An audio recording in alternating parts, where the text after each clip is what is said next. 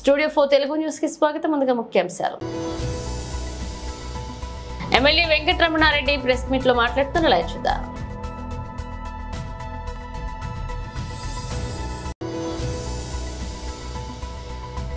విశాఖపట్నం నుంచి మాజీ MP MVV Satyanarayana press meet.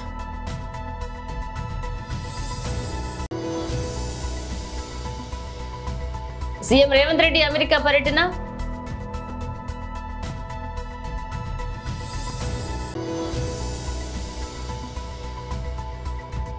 పట్టు పరిశ్రమ పరిశీలించిన సీఎం చంద్రబాబు. ఎమ్మెల్యే శ్రీ వెంకటరమణారెడ్డి మీడియాతో మాట్లాడుతున్నారు. లైవ్ చూద్దాం. ఇతర నాయకులు కూడా ఈ యొక్క సమావేశంలో పాల్గొన్నారు. ముందుగా శ్రీ వెంకటరమణారెడ్డి గారిని మాట్లాడాల్సిందిగా కోరుతున్నాం.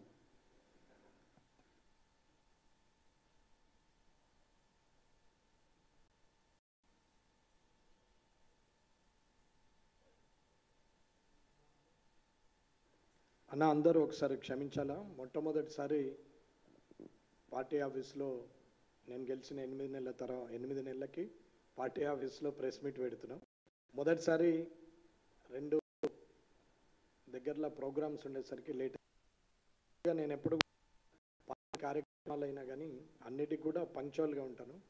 ఇవాళ ఫస్ట్ టైం నాకు ఇట్లా లేట్ కావడం. ఆల్రెడీ 35 మినిట్స్ లేట్ అయింది. 5 మినిట్స్ బిఫోరే ఉంటాను అనుకొని పరిగెత్తినాం కానీ జరగలేదు.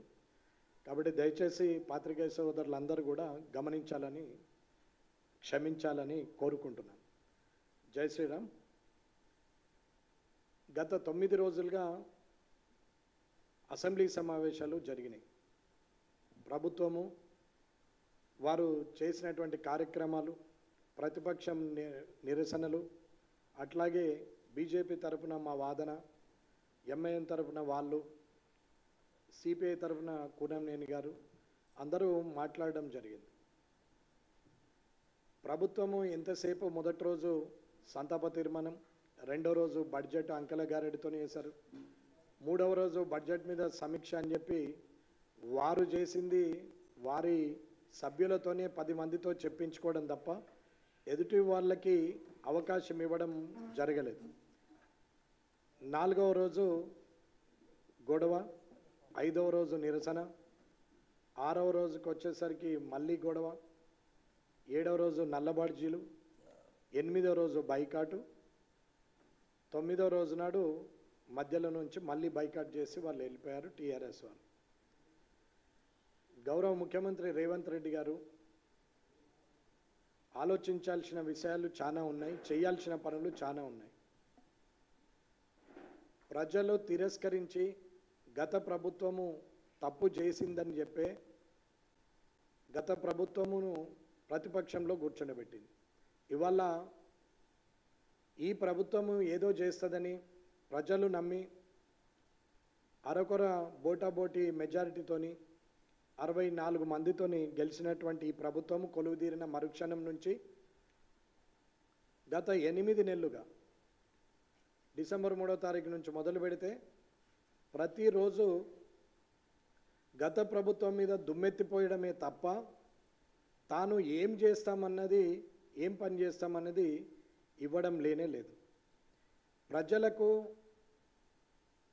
ఈ ప్రభుత్వం ఇది చేస్తుంది అని చెప్పాల్సినటువంటి అవసరం ఉంది. వారి 6 గ్యారెంటీల గురించి కానీ 13 అంశాల గురించి కానీ నేను మాట్లాడట్లేదు. వారు మాట ఇచ్చిరో మాట మీద ఉంటారా లేదా అనేది వారికే వదిలేస్తున్నాం. కానీ ప్రభుత్వ పాలన అంటే అది ఒకటే కాదు, ఉచితాలు ఇచ్చినంత మాత్రాన 6 గ్యారెంటీలు ఇవ్వడమే కాకుండా అడ్మినిస్ట్రేషన్ పరంగా కూడా ఏం జరిగింది, ఎలా జరుగుతుంది, ఎండాకాలంకు నీటి కొరత వస్తుందంటే అది చలికాలంలో ఆలోచించాలా, వర్షాకాలంలో వరదలు వస్తాయంటే అది ఎండాకాలంలో ఆలోచించాలా. అలాంటిది ఇడిచిపెట్టి ప్రతి నిమిషము గత ప్రభుత్వం ఇట్లా చేసింది అట్లా చేసింది అని చెప్పి ఎప్పుడు విమర్శిస్తూ సమయాన్ని జరపడమే తప్ప ఎలాంటి ఉపయోగం లేని పరిస్థితిలో రేవంత్ రెడ్డి గారి ప్రభుత్వము చేస్తూ ఉన్నది. అసెంబ్లీలో చూస్తే ఆయన మాట్లాడిన దాని ప్రకారంగా ఇవాళ నిరుద్యోగుల గురించి జాబ్ క్యాలెండర్ కానీ, లేదా హైదరాబాదు మెట్రో సిటీ దాని గురించి అభివృద్ధి విషయంలో కానీ, మూసీ నది ప్రక్షాళన గురించి కానీ, అట్లాగే వారు రుణమాఫీ గురించి కానీ మాట్లాడుతూ పోతున్నారు. అప్పుల కుప్పగా చేసిండ్రు. తెలంగాణలో ఎటువంటి తెలంగాణ ముఖ్యమంత్రి రేవంత్ రెడ్డి అమెరికా పర్యటనలో పర్యటిస్తున్నారు.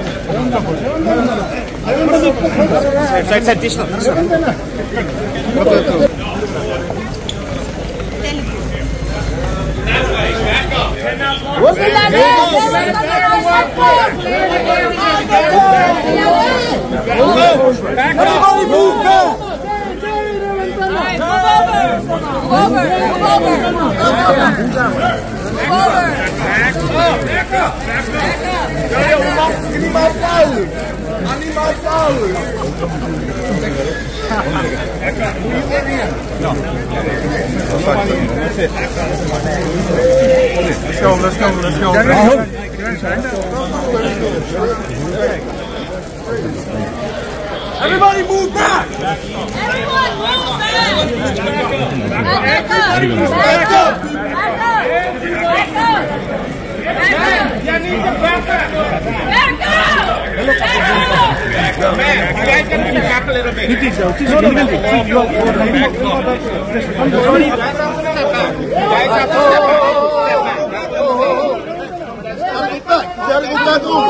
Gotta go back over.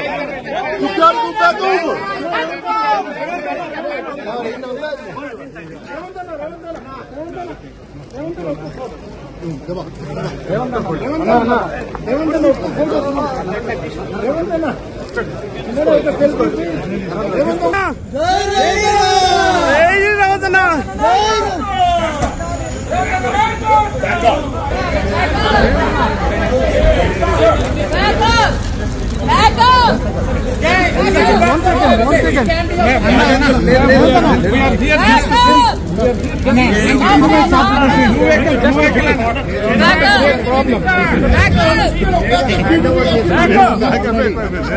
Let him go in first. You guys need to...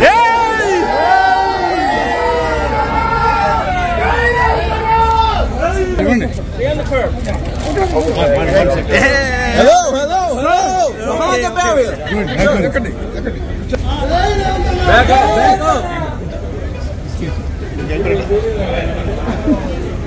పట్టు పరిశ్రమను పరిశీలించారు సీఎం చంద్రబాబు నాయుడు. 130 రూపాయలు ఇన్సెంటివ్ ఇస్తా ఉంటే అది 5 సంవత్సరంలో ఇంకా రాలేదు సార్. నెక్స్ట్ వచ్చేసి ఈ ప్రభుత్వం వచ్చిన తర్వాత మా యూనిట్లు ఏదైతే ఈ పట్టుగుళ్ళు తీసే దారంలో ఏ యూనిట్లు అయితే పనిచేస్తాయో ఆ యూనిట్లు మన ప్రభుత్వం ఉన్నప్పుడు కేటగిరీ 4 కింద నడుస్తా ఉన్నాయి సార్. ఇప్పుడు దాన్ని కేటగిరీ 3 కింద చేసేసినారు. అంటే 2,500 వచ్చే కరెంట్ బిల్లు ఇప్పుడు మాకు కనీసం అంటే 20,000 వస్తా ఉంది సార్. అట్లా అయిపోయింది. కేటగిరీ 3కి మార్చేస్తున్నారు.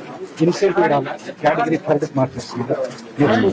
నాకు ఖరీదు చేసే యూనిట్ల పైన దారం తీసుకొని దారం తీసి మేము అమ్మి మా జీవనోపాధి గడుపుకుంటున్నాం సార్. మా హిందూపురం మార్కెట్ లో కనీసం అంటే 350.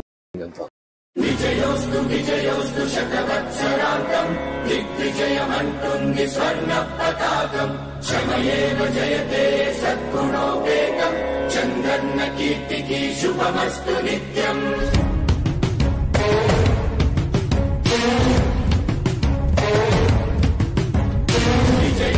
విజయోస్తు శతవత్సరాంతం దిగ్విజయమంటుంది స్వర్ణ పతాకం. ఎగిరింది మన పసుపు జెండా, కష్టాల కన్నీళ్లు తని చేరకుండా నిలిచింది ఈ తెలుగు జెండా. నవ్యాంధ్ర నిర్మాత చంద్రన్న అండ, రైతు కుల బాంధవుడు శ్రామికుల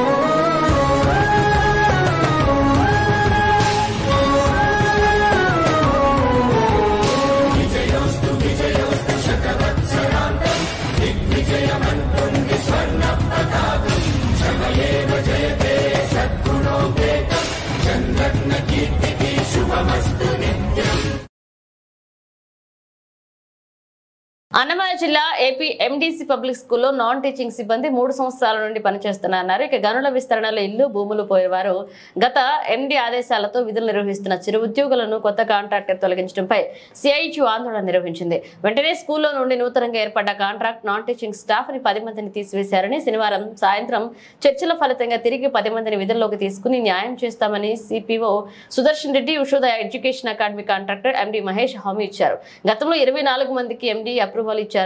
విద్యార్థుల సంఖ్య పెరగడం కారణంగా అవసరాల రీత్యా ఇల్లు పోయిన వారు మరొక 10 మందిని తీసుకున్నారని, వారిని ఎండీ అప్రూవల్ లేకుండానే గత కాంట్రాక్టర్ 8,000 వేతనం ఇచ్చారని తెలిపారు. పాత వారికి సిఐటియు పోరాట ఫలితంగా 12,000కు పెంచడం జరిగిందన్నారు. అదే పని చేస్తున్న వీరికి కూడా వేతనాలు పెంచివ్వాలన్నారు. వెంటనే తీసివేసిన వెంటనే విధులకు తీసుకోవాలి.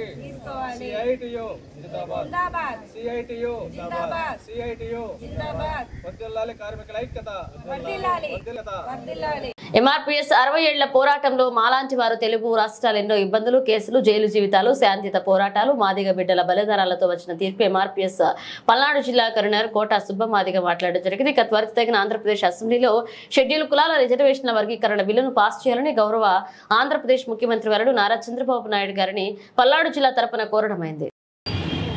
శ్రీ ఉసురుపాటి బ్రహ్మయ్య మాదిగ గారి నాయకత్వంలో ఆధ్వర్యంలో ఈరోజు స్థానిక నర్సరావుపేట పల్నాడు జిల్లా హెడ్ క్వార్టర్ అయినటువంటి నర్సరావుపేట డాక్టర్ బిఆర్ అంబేద్కర్ గారికి పాలాభిషేకం చేయడం జరిగింది.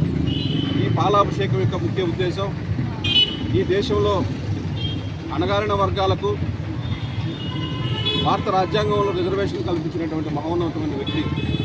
ఆ రిజర్వేషన్లు ఏ ఒక్క కులానికి కాదు, షెడ్యూల్ క్యాస్ట్లో ఉండబడే 59 కులాలకు నేను రిజర్వేషన్లు రాస్తున్నానని మహనీయుడు రాజ్యాంగంలో చెప్తే, ఆ రాజ్యాంగం అమలైనాక దేశానికి స్వాతంత్రం వచ్చినాక ఈ రాష్ట్రంలో రిజర్వేషన్లు అనేవి ఏకపక్షపాతంగా అమలవుతున్నాయని రుజువయ్యి దాదాపు 30 ఏళ్ళు మాదిగ ఉపకులాలు ఎన్నో పోరాటాలు చేశాం, ఎన్నో త్యాగాలు చేశాం, జైలు జీవితం అనుభవించాం, నా బిడ్డలు చచ్చిపోయిండ్రు, ఎన్నో తగలబెట్టుకున్నాం.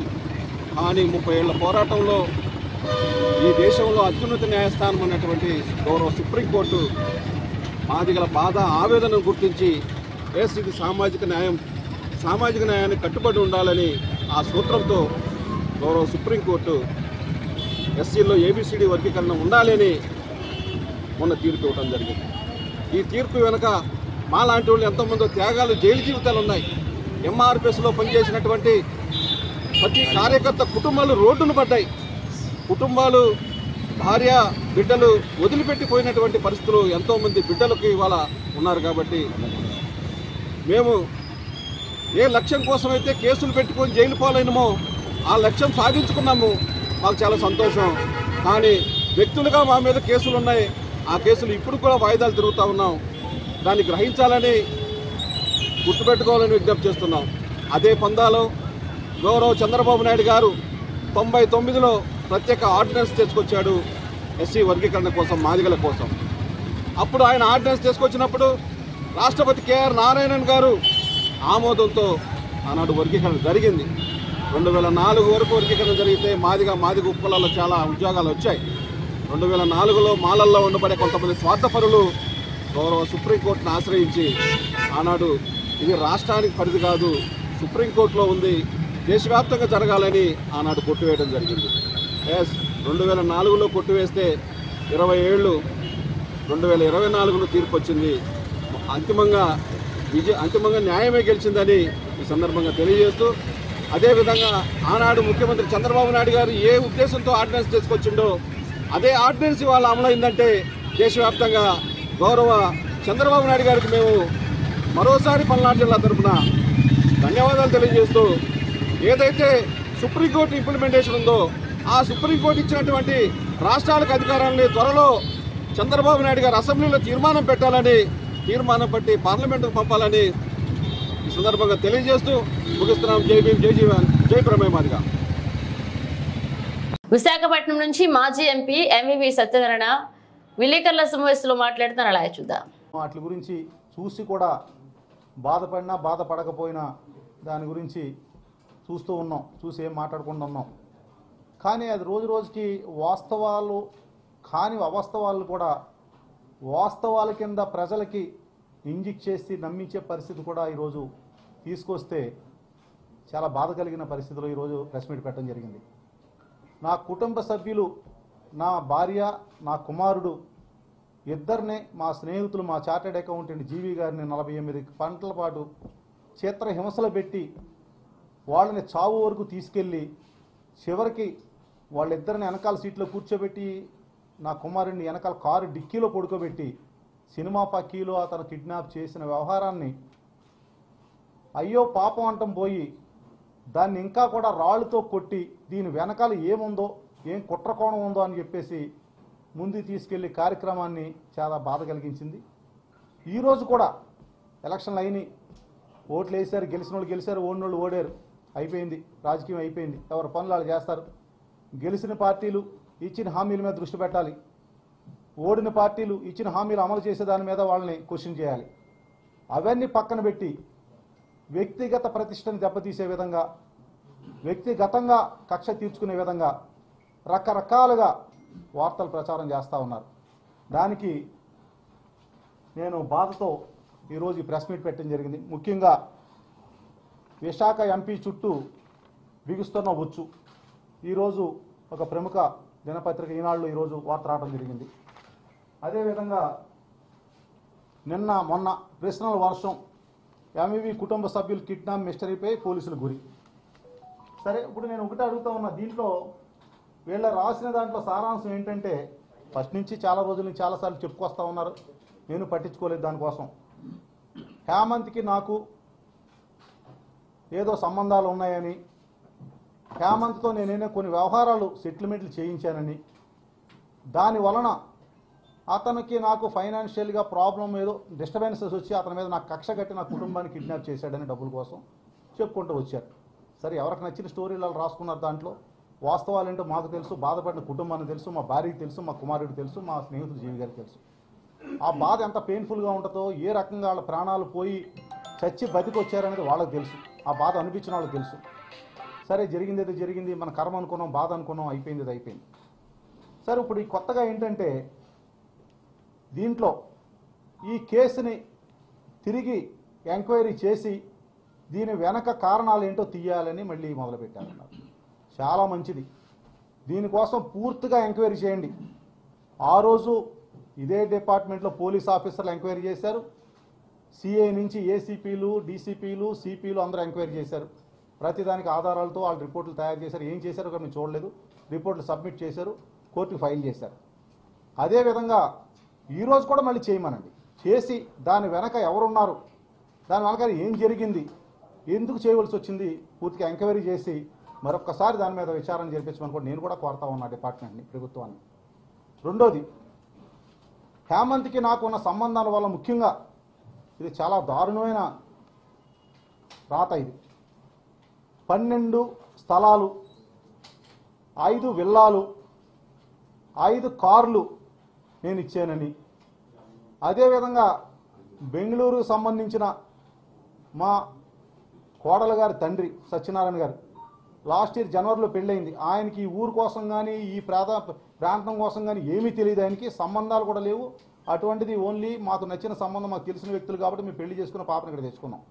ఆయన దగ్గరికి కూడా వెళ్ళిపోయి ఆయన కూడా ఇందులో ఇరికించేసి సత్యనారాయణ గారు హేమంత్కి ఎందుకు గిఫ్ట్లు ఇవ్వాల్సి వచ్చింది. సరే, బాగుంది అన్నీ కూడా. నేను ఒకటే ప్రశ్నిస్తా ఉన్నా, ఎవరైతే రాశారో దీంట్లో ముఖ్యంగా ఏమని రాశారంటే, గత నుంచి చెప్పుకొస్తా ఉన్నారు, హేమంత్ అనే వ్యక్తి ముద్దాయి, ఒక హత్యా నేరంలో ముద్దాయి. 2019లో ఒక కార్పు కౌన్సిలర్ని చంపేసి అప్పటి నుంచి విచారణ జరిగి ఇప్పుడు జీవిత ఖైదు అనిపిస్తున్న ముద్దాయి అతను ఉత్తరం రాసి, సంతకం లేని ఉత్తరం, అతను జైలు నుంచి విచారణకు వచ్చినప్పుడు స్నేహితుడికి ఇస్తే స్నేహితుడి ద్వారా బయటకు వచ్చిందని వాళ్ళు రాసిన కథాంశం. అసలు జైల్లో శిక్ష అనిపిస్తున్న ముద్దాయి ఎవరైనా సరే వితౌట్ జైలు సూపరింటెండెంట్ కానీ జైలు స్టాఫ్ పర్మిషన్ లేకుండా ఏ ఉత్తరం కానీ ఏ ఫోన్ కాల్ కానీ బయటకు మాట్లాడకూడదు. మాట్లాడితే అది నేరం. అటువంటిది జైలు నుంచి ఇక్కడ కోర్టుకు వచ్చినప్పుడు ఒక సంతకం లేని ఉత్తరం, హేమంత్ సంతకం లేదంటే ఉత్తరం, ఆ ఉత్తరం హేమంత్ రాశాడా ఎవరైనా ఏం ఆన్సర్ లేదు, క్వశ్చన్ తప్ప. ఆ ఉత్తరం వచ్చింది. దాంట్లో 12 స్థలాలు, 5 కార్లు, 5 బంగళాలు, విల్లాలు నేను వాళ్ళకి ఇచ్చానని, మా కుమారుడు తాలూకు మామగారు కూడా ఆయనకి ఇచ్చారని. బాగుంది ఇదంతా కూడా.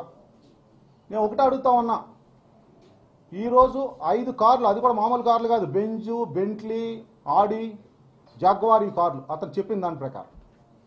ఏ కారు అన్నా ఈవేళ ఒక నెంబర్ రిజిస్ట్రేషన్ అయ్యి ఉండాలి, AP 31 సో ఏ కారుకైనా. నేను ఒకవేళ గిఫ్ట్ ఇచ్చి ఉంటే 5 కార్లు అతనికి, ఏ కారు నెంబర్ గారు కార్లు నేను గిఫ్ట్ ఇచ్చాను, ఆ కార్లు ఎవరి పేరుతో రిజిస్ట్రేషన్ అయ్యి ఉన్నాయి, ఇవాళ ఎక్కడున్నాయి, ఎవరు వాడుతున్నారు ఆ కార్లు. అతను జైల్లో ఉన్నాడు కాబట్టి ఆ కార్లు ఎవరి దగ్గర ఉన్నాయి. నేను ఇచ్చుంటే ఏం చేయాలి, నేను కొని నా పేరుతో, కంపెనీ పేరుతో కానీ నా పేరుతో కానీ కొని అతను ట్రాన్స్ఫర్ చేయాలి. అంటే దానికి ఒక నెంబర్ ఉంటుంది, అది ఏ బ్రాండ్ అయినా ఒక రిజిస్ట్రేషన్ నెంబర్ ఉంటుంది, కారు బ్రాండ్ ఉంటుంది. సో ఎవరో కూడా వాడుతూ ఉండాలి కదా. కార్లు ఎక్కడైతే పడేయారు కదా, సముద్రంలో పడేయారు కదా కార్లు, పడేస్తున్న రికార్డు ఉండాలి. ఉంటే ఆ కార్లు ఏమైనాయి, 5 కార్లు ఎక్కడున్నాయి అంటే హేమంత్ ఎవరికైనా ఇచ్చాడా, హేమంత్ దగ్గర పెట్టుకున్నాడా అనే దానికి ఏ ఒక్కరు కూడా ప్రశ్నించలేదు. నేను ప్రశ్నిస్తా ఉన్నా, దానికి ఏమైనా ఆన్సర్ ఏదైనా దొరికితే మీరు దయచేసి నాకు చెప్పమని అడుగుతా ఉన్నా. రెండోది, 5 విల్లాలు, ఖరీదైన బంగళాలు, 5 బంగళాలు నేను గిఫ్ట్ ఇచ్చానని చెప్పి, మా వియంకుడు గారు కూడా గిఫ్ట్ ఇచ్చారని చెప్పి. సరే, అది వియంకుడు గారికి అతను ఎవరో తెలియదు, ఈయన అతను ఎవరో తెలియదు, ఎందుకు ఆయన గిఫ్ట్ ఇవ్వాల్సి వచ్చిందో కూడా ఎవరికి తెలియదు. సరే, 5 బంగళాలంటే ఇదేదో ఒక పెన్నో పెన్సిలో వాచో కాదు తీసి అలా చేతికి పెట్టేయటానికి. ఒక real estate property, immovable property కానీ మూవబుల్ ప్రాపర్టీ కానీ ఏదైనా ట్రాన్స్ఫర్ చేయాలంటే దానికి ఒక రిజిస్టర్ ఆఫీస్కి వెళ్ళాలి, దానికి ఒక గిఫ్ట్ నేను రిజిస్ట్రేషన్ చేయాలి, దానికి ఒక డాక్యుమెంట్ ఉండాలి, అక్కడ ప్రాపర్టీ ఉండాలి.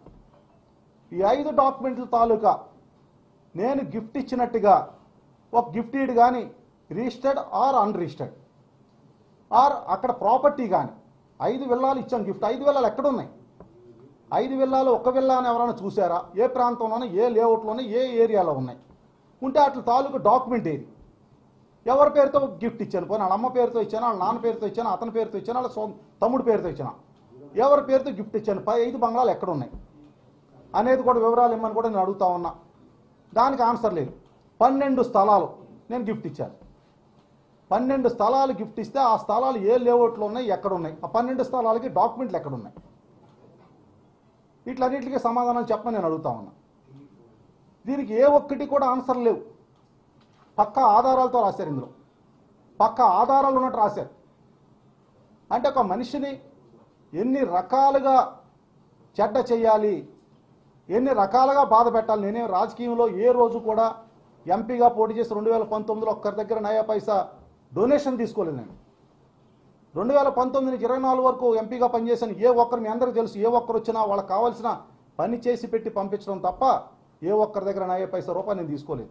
2024 మళ్ళీ సేమ్ ఎమ్మెల్యేగా పోటీ చేశాను, డబ్బు ఖర్చు పెట్టాను, కానీ ఒక్క రూపాయి ఎవరి దగ్గర డొనేషన్ కానీ నేను లంచం కానీ తీసుకోలేదు. ఇంత చక్కగా నేను చేసిన వ్యక్తిని నా చేతనైన సాయం చేశాను. కొన్ని నేను చేయలేకపోయాను, అది వేరే సంగతి. అప్పుడున్న పరిస్థితులను బట్టి మేము చేయలేని పనులు ఎంపీగా చేయలేకపోయాం, వేరే సంగతి. కానీ ఒక నిరాధారమైన ఆరోపణ, ఒక సంతకం లేని ఉత్తరం వచ్చిందని చెప్పేసి దానికోసం ఇంత కథల్లేసి కంటిన్యూస్ వార్తలు. మొన్న పేపర్ ఇది, ప్రశ్నల వర్షం, 12 విల్లాలు, 5 కార్లు, 5 విల్లాలు.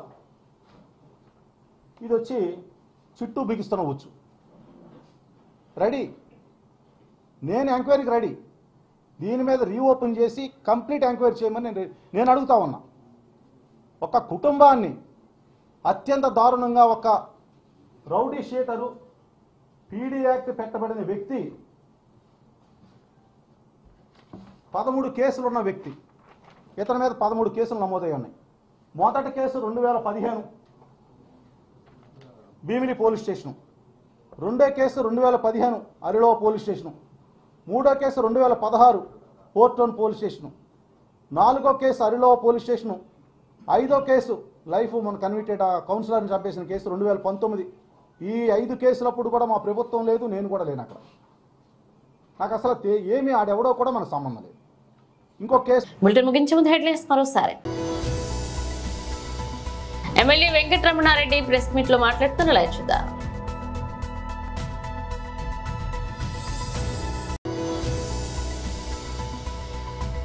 విశాఖపట్నం నుంచి మాజీ MP MVV Satyanarayana press meet.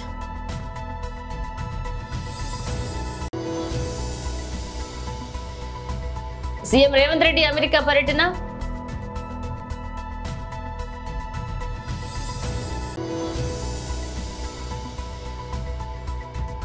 పట్టు పరిశ్రమను పరిశీలించిన సీఎం చంద్రబాబు. ఇవి బులెటిన్ అప్డేట్స్. మేడం అప్డేట్స్ తో మళ్ళీ కలుద్దాం.